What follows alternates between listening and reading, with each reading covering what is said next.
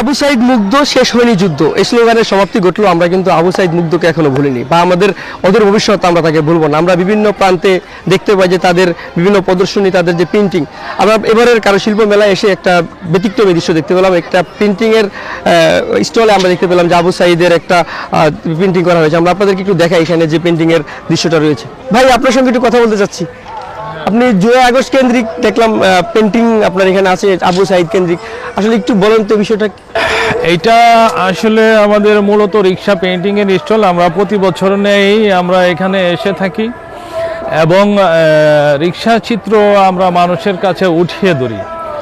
আপনারা জানেন 2023-এর শেষের দিক দিয়ে আমরা ইউনেস্কো থেকে স্বীকৃতি পেয়েছি, আমরা অনেকেই স্বীকৃতি পেয়েছি। তো এইখানে আমাদের মূলত উল্লেখযোগ্য যে পেন্টিংগুলো হয় এগুলো আমার দর্শনার্থীদের মাঝে উঠিয়ে ধরা। এখানে আমি জুলাই আন্দোলনের যে পেন্টিংটা করেছি আবু সাইদ মুগ্ধ, আরও অনেকেই আছে। এই জিনিসটা যাতে আমাদের যে নতুন প্রজন্ম যারা আছে তারা যাতে এই জিনিসটা দেখে এবং অনুপ্রেরণা নিতে পারে এবং এইটা যাতে এই স্মৃতিটা যাতে ভুলে না যায়, যার জন্য আমি দর্শনার্থীদের জন্য এটা রেখেছি। এবং আমরা রিক্সা পেইন্টিংটা প্রায় বিলুপ্তির পথে, যে এটা যাতে বিলুপ্তি না হয়ে যায় আমরা বিভিন্ন পণ্যের উপরে এই রিক্সা পেইন্টিংটা নিয়ে এসেছি। এখানে দেখতে পাচ্ছেন যে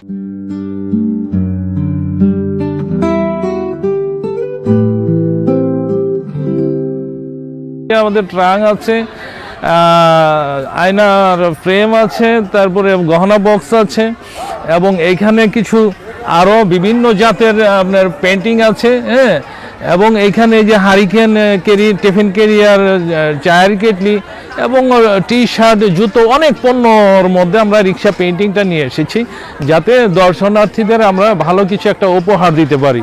আপনি কত বছর যাবত এই পেন্টিংয়ে কাজটা করছেন? আমি এসেছি, আমার পেন্টিং লাইফ প্রায় 45 বছর এবং এইটা আমাদের বংশ পরম্পরা হয়ে এসেছে। এটা আমাদের দাদা থেকে, বাবা থেকে আমরা, এবং আমাদের যেই আমাদের পেন্টিংয়ের যে পরিবার আছে এই পরিবারের আমরা অনেক লোক এই কাজ করি। এখানে আমার ছেলে আছে, বড় ছেলে আছে, মেজু ছেলে আছে, আমার ভাই আছে এবং বাবার শিষ্যরাও আছে বাংলাদেশের মধ্যে অনেক, যারা ছড়িয়ে ছিটিয়ে আছে কাজ করছে। এবারের কারুশিল্প মেলায় আপনি কেমন পেন্টিংয়ের চাহিদা দেখতে পাচ্ছেন? আসলে ক্রেতা সংখ্যা মোটামুটি সারা পাচ্ছে দর্শনার্থীদের, খারাপ না ভালো।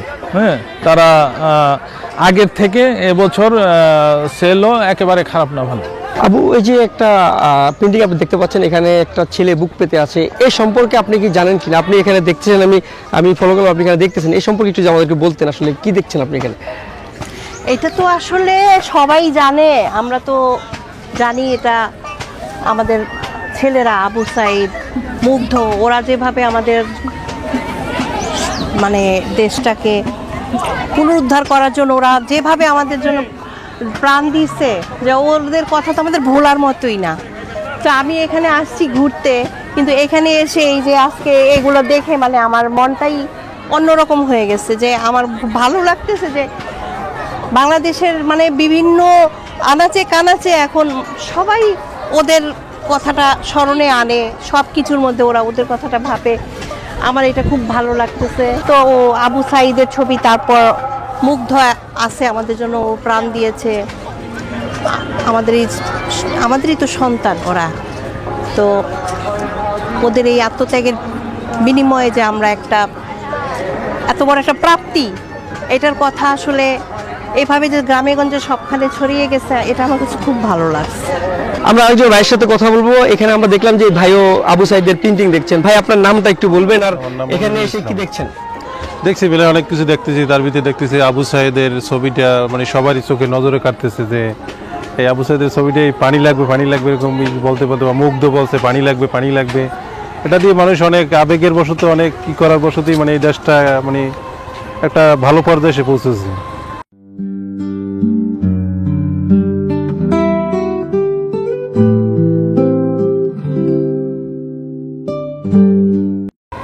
আবু সাইদ তো আমাদের আবেগ। জি, আবেগ। আমরা আবু সাইদের আত্মত্যাগ জানি। জি, আপনার কাছে এই কারুশিল্প মেলায় এসে আপনি ঘুরছেন, আমি দেখলাম আপনি এখানে অনেকক্ষণ যাবত তাকিয়ে আছেন।